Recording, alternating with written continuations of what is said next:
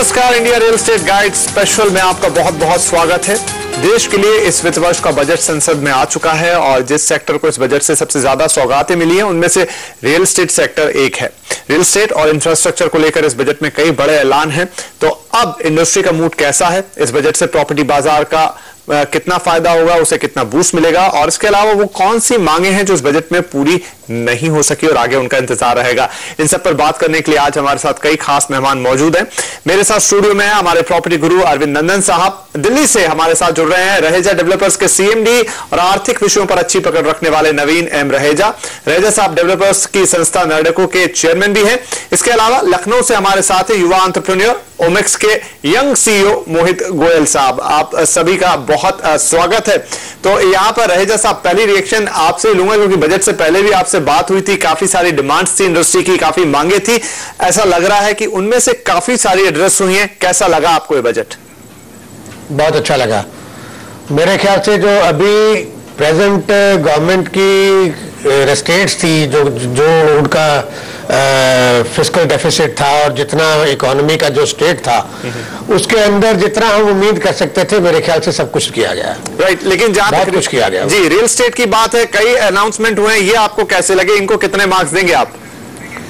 मैं इनको दूंगा जी, सच बात बताऊं तो जितना हम प्रैक्टिकली सोच रहे थे कि इतना कर सकते हैं, उसके हिसाब से मैं 10 में से 9 नंबर दूंगा इसको। राइट, चलिए, उम्मीदें तो बहुत होती हैं, लेकिन कई ऐसी उम्मीदें होती है जो पता होता है कि ये पूरी नहीं हो सकती हैं। जरूर जरूर। यहाँ पर मोहित का भी रिएक्शन ले लेते हैं। मोहित, आपको कैसा लगा ये बजट? जहां तक हम रियल एस्टेट की बात कर रहे हैं, काफी अनाउंसमेंट आए, जैसे हमने रहेजा साहब से भी पूछा, आपको लगता है कि सफिशिएंट है, उम्मीद से भी बेहतर है? आगे और भी अनाउंसमेंट सुनेंगे, लेकिन फिलहाल अगर बजट को देखें तो एक अच्छे फ्यूचर की तरफ इशारा कर रहा है रियल एस्टेट सेक्टर के लिए। बिल्कुल, मैं अग्री करता हूं रहेजा साहब से कि बजट काफी अच्छा है रियल एस्टेट सेक्टर के लिए। मैं सिर्फ रियल एस्टेट सेक्टर की बात नहीं करूंगा, बजट जो आया है काफी बैलेंस बजट आया है। जैसे रहेजा साहब ने बोला कि फिस्कल डेफिसिट देखते हुए, प्रैक्टिकल सिचुएशन देखते हुए बजट आया, तो जितने भी सेक्टर्स हैं जहां जहां जरूरत थी बूस्ट की, वो सारे सेक्टर्स में बूस्ट दिया गया। तो ये सारे सेक्टर्स में भी आवश्यकता थी कि बूस्ट मिले उन्हें, क्योंकि अगर वो वाले सेक्टर चलते हैं तो जॉब ग्रोथ होती है, जॉब ग्रोथ होती है तो हमारा रियल एस्टेट सेक्टर चलता है। सिर्फ रियल एस्टेट सेक्टर को सब कुछ देने से रियल एस्टेट सेक्टर नहीं चलता। तो काफी सारे टैक्स ऑफ्स मिले जो डायरेक्टली इंडस्ट्री को तो फेवर नहीं करते, लेकिन कंज्यूमर को फेवर करते हैं। और मैंने भी इससे पहले यही मांगा था इंडस्ट्री से, ये गवर्नमेंट से बजट में, कि कंज्यूमर को आप जितना फेवर दे सकते हैं दीजिए, आम आदमी को जितना फेवर दे सकते हैं दीजिए। इसीलिए वो ATC लेके आए, 24B लेके आए, उसमें चेंजेस किए, तो जिसके कारण अफोर्डेबल सेक्टर जो है वो काफी उठेगा, हाउसिंग की डिमांड जो है काफी बढ़ेगी। राइट। जो एक चीज जो आपने अभी शुरू में भी पूछा कि एक चीज जो हम सोच रहे थे हो सकती थी इस बजट में, क्योंकि उससे फिस्कल डेफिसिट भी नहीं मिलता है इनका, वो थी single clearance window. Right. Single clearance window पे हम लोग काफी टाइम से मांग कर रहे हैं गवर्नमेंट से, क्योंकि सिंगल क्लियरेंस विंडो जो है एक स्टेट सब्जेक्ट है, लेकिन सेंटर से भी कुछ अप्रूवल हमें लेके आनी होती है। तो जो सेंटर से कुछ 4-5 अप्रूवल लेके आनी होती है पोल्यूशन की, इन्वायरमेंट की, उसके लिए एक विंडो बना सकते थे जिसमें ना कोई बजट देना था, जिसमें कुछ नहीं देना था, सिर्फ एक पॉलिसी डिसीजन दे देते और हमारा काम काफी आसान हो जाता। जी मोहित, बिल्कुल। ओवरऑल देखा जाए तो मैं काफी खुश हूं बजट से। राइट, काफी कुछ हुआ है। कुछ जैसे आपने सिंगल विंडो क्लियरेंस की बात की, उस पर भी हम आएंगे कि क्या और कुछ करना बाकी है। खैर, बजट के बाद बहुत मौके हैं जहां कई अनाउंसमेंट आते हुए दिखेंगे। अब हमारे प्रॉपर्टी एक्सपर्ट से भी सलाह लेते हैं, यहाँ पर राय लेते हैं। अरविंद जी, आप क्या कहेंगे? हमारे जो दोनों डेवलपर्स हैं वो बता रहे हैं, थम्स अप दे रहे हैं इस बजट को। जहां तक रियल एस्टेट की बात है, एज एन एक्सपर्ट आपको ये बजट रियल एस्टेट के हिसाब से कितना बैलेंस लगा? देखिए, मैं समझता हूं और एज एन ऑब्जर्वर मैं ये समझता हूं कि रियल एस्टेट के लिए काफी कुछ इन्होंने किया है, जिसकी हम कम से कम 2-3 साल से उम्मीद लगाए बैठे थे। रियल एस्टेट को इस समय कैपिटलाइजेशन की प्रॉब्लम है, उसके लिए इनेबलिंग एनवायरनमेंट की प्रॉब्लम है। इन सारी चीजों को क्लियर करने की कोशिश की गई है। ये जरूर कह सकते हैं कि सब कुछ कवर नहीं हुआ, लेकिन अगर देखें तो 100 मुद्दे गिने जाए तो उसमें करीब 80% को तो इन्होंने टैकल करने की कोशिश की है। चाहे वो स्मार्ट सिटीज में को इनेबल करने के लिए इन्वेस्टमेंट की बात हो, या अफोर्डेबल हाउसिंग को डेवलप करने की बात हो, या फिर रीट्स जो कि एक बहुत बड़ा जरिया बन सकता है इन्वेस्टर्स, रिटेल इन्वेस्टर के लिए पार्टिसिपेट करने का, या फिर जो कैश ट्रैप डेवलपर्स हैं उनके लिए ज्यादा अच्छे फंडिंग सोर्सेज जनरेट करने का। तो मैं समझता हूँ काफी कुछ कवर किया गया है, सब कुछ नहीं हुआ है ये तय है, लेकिन जनरली मैं समझता हूँ मैं खुश हूँ इससे। चलिए, तो एक नॉर्मल जो एक कॉमन राय आ रही है कि सभी लोग इस बजट से खुश हैं जहां तक रियल एस्टेट की बात है। अब आइए आगे देखते हैं फाइन प्रिंट्स के अंदर की क्या इनमें चीजें की गई हैं। एफडीआई की बात जहां तक है, नवीन रहेजा साहब, एफडीआई के नॉर्म्स को यहां पर आसान कर दिया गया है और जिस तरह से किया गया है उसमें यह है कि अफोर्डेबल हाउसिंग को बढ़ावा देने की काफी कोशिश है। बिल्कुल जिस ऐसे प्रोजेक्ट जिनमें 30% से ज्यादा अफोर्डेबल हाउसिंग बनाई जाएगी उनके लिए तो बिल्कुल ही no capital restriction, no area requirement, बस 3 साल का एक लॉक इन पीरियड जरूर रखा है। तो आपको यह कदम कैसा लग रहा है? आपको लगता है इससे अफोर्डेबल हाउसिंग को वाकई एक बड़ा बूस्ट मिलेगा? बहुत अच्छा किया है जी, क्योंकि अफोर्डेबल हाउसिंग जो है जनरली जो है स्मॉल जो छोटे सिटीज हैं उनमें भी बहुत ज्यादा इसका जरूरत है और स्मॉल टिकट साइज में काम करता है। पहले जो 50,000 स्क्वायर मीटर्स का कैप किया हुआ था और 10 मिलियन के साथ किया हुआ था, वो इनफैक्ट जो है वो एक बड़े बड़े प्रोजेक्ट्स के लिए और बड़े बड़े डेवलपर्स के लिए तो काम कर सकता था, लेकिन आम आदमी के लिए और एक छोटे शहर में अगर लो कॉस्ट हाउसिंग देनी है लोकल में तो वो उसके लिए वो बिल्कुल भी एनेबलिंग नहीं था। बहुत ही अच्छा स्टेप लिया है।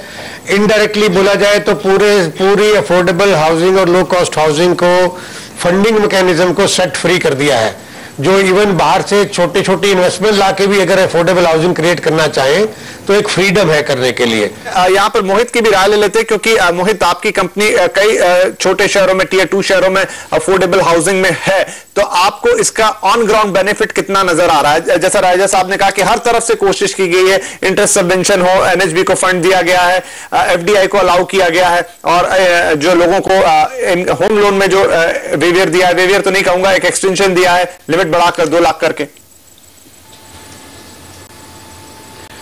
हाँ बिल्कुल, हम लोग करीब 31 सिटीज में काम कर रहे हैं और हम लोग 31 सिटीज में टाउनशिप्स बना रहे हैं, उनमें से करीब 15 में हम लोग डिलीवर भी कर चुके हैं। तो मैं आपको सीधा सीधा फायदा बताता हूँ। ये सब जो हुआ, जो छोटे प्रोजेक्ट में उन्होंने एफडीआई अलाउ कर दी, तो एफडीआई का मतलब क्या होता है?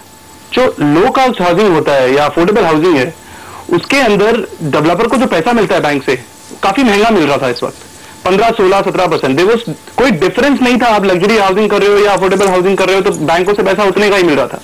तो अफोर्डेबल हाउसिंग में जैसे ही उन्होंने एफडीआई अलाउ करी है अब, तो उसके अंदर जो बाहर से पैसा आता है वो सस्ता मिलता है आपको।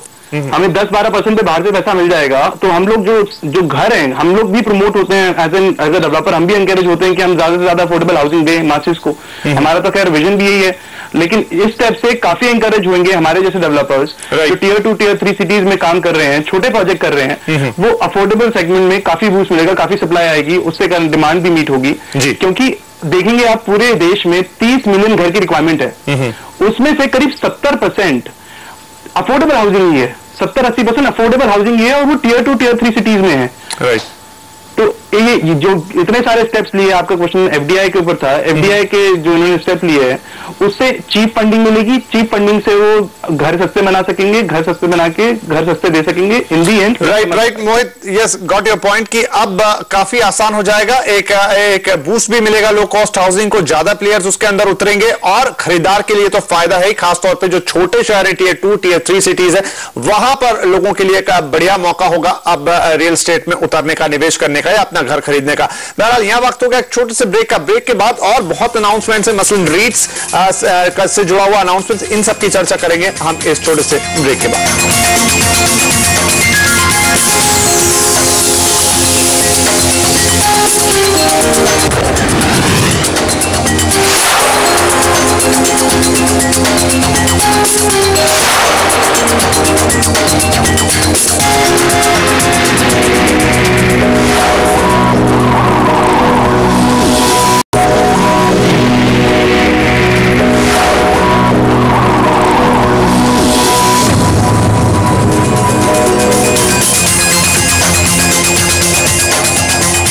ब्रेक के बाद India real estate guide budget special में आपका बहुत बहुत स्वागत है। हम बात कर रहे हैं कि इस बार के बजट से रियल एस्टेट को क्या मिला, क्या और मिलना चाहिए, और जो मिला है उससे आगे चलते हुए सेक्टर को कितना फायदा होगा, घर खरीदार के लिए कितना मददगार होगा। हमारे सभी मेहमान हमारे साथ बने हुए हैं। अब एक और महत्वपूर्ण पहलू वो है रीट्स का। रीट्स का इंट्रोडक्शन यहाँ पर एफएम ने कर दिया है, साथ में इन्होंने उसको टैक्स पास थ्रू स्टेटस देने की भी बात की। रहेजा साहब, इससे फंडिंग को कितना बल मिलेगा, कितनी आसान होगी फंडिंग? देखिए, जिस तरीके की फेज से मार्केट निकल रहा था और जितना फंड कॉन्स्ट्रेंट डेवलपर्स को हुआ था, दूसरी तरफ परचेजिंग पावर ऑलमोस्ट जो है इंडियन जो कस्टमर है उनकी डिस्पोजेबल इनकम जो है वो उसके पास अब अवेलेबल जो है काफी कंस्ट्रेंट हो गया था, नहीं हो रहा था because of over inflation and unemployment जो है, ये सारे फैक्टर जो है कंबाइंड टुगेदर लोगों की परचेजिंग पावर नहीं थी हाउसिंग सेक्टर में या रियल एस्टेट में इन्वेस्ट करने की। बैंकिंग जो है पिछले 1-1.5 साल से बैंकिंग जो है सिलेक्टिवली सपोर्ट किया अच्छे डेवलपर्स को, लेकिन कुछ डेवलपर्स को जो है इन्होंने जो मिडिल लेवल या छोटे लेवल पे डेवलपर्स थे या जिनके पास बहुत अच्छा स्ट्रांग होल्ड कैपिटल का नहीं था, उनको बैंकिंग सेक्टर से भी कुछ नहीं मिला या मिला तो बहुत ज्यादा लिमिटेशन के साथ मिला। अगर एफडीआई आए तो वो in a way they were structured debts at a very high cost जी। तो ये इतना ज्यादा क्रेडिट स्क्वीज हुआ था। उस क्रेडिट स्क्वीज की सिचुएशन के अंदर जो है ये रीट जो है ये एक ब्रीदर की तरह, जैसे कहते हैं कि आपने एक ब्रीदर दिया है रियल एस्टेट इंडस्ट्री को, जहां पे आप एक ऑल्टरनेट सोर्स ऑफ फंडिंग जो है वो अनेबल कर दिया है। राइट। ये रीट जो है इसके अंदर जो है कोई भी इन्वेस्टर, जैसे आप शेयर होल्डिंग ले सकते हैं बाजार में, बिल्कुल कोई भी आदमी जो है वो बिना प्रॉपर्टी को ऑन किए एक प्रॉपर्टी के पोर्टफोलियो में पैसा लगा सकता है म्यूचुअल फंड की तरह जी, और उसके अंदर रिस्क भी कम हो जाता है क्योंकि इसमें इसे basket of properties and professional dealing होगा तो उसके अंदर जो है आपका रिस्क परसेप्शन भी खत्म हो जाता है और इजी फंडिंग, क्योंकि इसमें रिटर्न अच्छा है, ये सेफ भी है क्योंकि ये रीट की इन्वेस्टमेंट जो है वो प्रॉपर्टीज में जाएगी जो कि फिक्स्ड एसेट्स हैं, जिनको इतनी आसानी से जो है लिक्विडेट नहीं कर सकते। एक ग्रोइंग कंट्री के अंदर अगर आप एक प्रॉपर्टी बास्केट के पोर्टफोलियो में आप as a shareholder invest करते हैं तो आपका रिस्क ऑलमोस्ट नेग्लिजिबल है और रिटर्न उसके अंदर एश्योर्ड है। बिल्कुल। यहाँ पर एक सलाह हम अरविंद नंदन साहब से भी लेंगे सर, जैसे रहेजा साहब इसके फायदे गिना रहे हैं कि आपको कोई रिस्क भी नहीं लेनी है और आप कोई बड़ा रकम लगाने की भी जरूरत नहीं है, दूसरी तरफ फंडिंग का भी रास्ता खुल रहा है, तो क्या ये वो चीज साबित होगी रीट्स जिसको जो एक संजीवनी की तरह काम करेगी इंडियन रियल एस्टेट सेक्टर में, कि नहीं अभी और बहुत सारा रास्ता तय करना बाकी है? ये बिल्कुल जैसा रहेजा साहब कह रहे थे, ये एक ब्रीदर की तरह है और मैं ये भी समझता हूँ कि ये एक बहुत बड़ा जो बॉटलनेक था रियल एस्टेट की फाइनेंसिंग का उसको दूर करेगा। एक चीज और उसमें जोड़ना चाहता हूं मैं कि देखिए रियल एस्टेट में पैसा महंगा आता था, जैसा मोहित ने कहा, ये तो सत्य है। एक सत्य और भी है कि रियल एस्टेट में पैसा कई दफे ऐसे सोर्सेज से आता था जो बहुत डिजायरेबल नहीं है। अगर आप रीट्स या इस तरह की किसी इंस्ट्रूमेंट को बढ़ावा देते हैं तो आपके पास क्लीन मनी रियल एस्टेट में काफी आएगा और रिस्क फ्री तो होगा ही। अब क्या तय करना बाकी है, इस पर भी थोड़ी सी बात करनी जरूरी है। देखिए ये तय है कि इन्वेस्टर्स के पास ओनरशिप आएगी और कई तरह के रीट्स होते हैं, सारे उनको मिलेंगे, 3 तरह के रिटर्न्स मिलते हैं, कैपिटल एप्रिसिएशन, डिविडेंड और उसके अलावा रेंटल इनकम।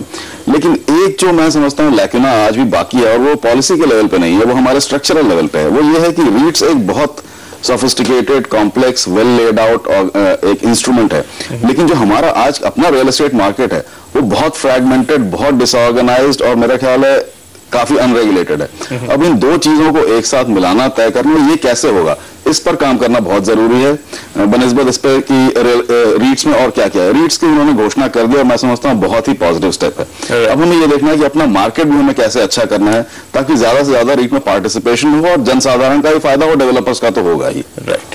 चलिए अब यहाँ पर एक और अनाउंसमेंट है बड़ी रीट्स के अलावा, वो है 100 स्मार्ट सिटीज की एक बड़ा बजट एलोकेट कर दिया गया 7000 करोड़ रुपए से ज्यादा का। मोहित कैसे देख रहे हैं आप इस, ये उन्होंने भी एक यंग आइडिया कहेंगे इसका, एक यंग जनरेशन से जुड़ा हुआ आइडिया है, एक मॉडर्न सिटी बनाना चाहते हैं, इस गवर्नमेंट की इनिशिएटिव को आप कैसे देख रहे हैं और ये जो बजट एलोकेट किया गया इसके लिए ये क्या सफिशिएंट लगता है आपको? देखिए पहले मैं कुछ सेकंड रीच के बारे में बोलना चाहूंगा, जो एक पॉइंट अभी मिस हो गया। रीच में मैं एग्जैक्ट जो हम लोग पैसा रेज करने का सोच रहे हैं वो है करीब 60,000 करोड़, $10 बिलियन सोच रहे हैं पैसा रेज करने का रीच के थ्रू। जो कि एक बात बोली आपके एक्सपर्ट ने, क्लीन मनी का मतलब ये है कि हम लोग जो 16-17% पे बैंक से पैसा उठा रहे थे, तो जब ये टाइम चल रहा था, जब फंड फ्लो की सिचुएशन थोड़ी सी टाइट थी, तो HNI से काफी सारे डेवलपर्स 24 से 30% पे भी पैसा उठा रहे थे, जिसके कारण उनकी जो मार्जिन लेवल से वो भी नीचे हो रहे थे, और प्लस जो कॉस्ट थी उनकी काफी बढ़ रही थी। तो रीट्स एक तो वो सारी प्रॉब्लम सॉल्व कर देगा। दूसरा, जो बाहर बड़े बड़े पेंशन फंड्स हैं, कैनेडियन पेंशन फंड हो गए, आपका अमेरिका का बड़ा फंड हो गया, यूके का फंड हो गया, उनके लिए बहुत सीधा सा तरीका मिल जाएगा यहाँ पैसा डिप्लॉय करने का। तो जो 60,000 करोड़ हम लोग रीच के थ्रू रेज करने वाले हैं, वो वहां से और डोमेस्टिकली बहुत इजीली पॉसिबल है। तो रीच का जो आप संजीव डिबूटी बोल रहे हैं, बिल्कुल सही कह रहे हैं। चलिए, तो ये मैं आपको रोकूंगा आपको रीट्स पे। अब हमने बात कर ली है पूरी, अब स्मार्ट सिटीज को हम जरूर बात करेंगे, लेकिन यहाँ वक्त हो गया एक छोटे से ब्रेक का। ब्रेक से वापस आएंगे और आपसे सवाल लूंगा स्मार्ट सिटीज को कैसे देख रहे हैं आप।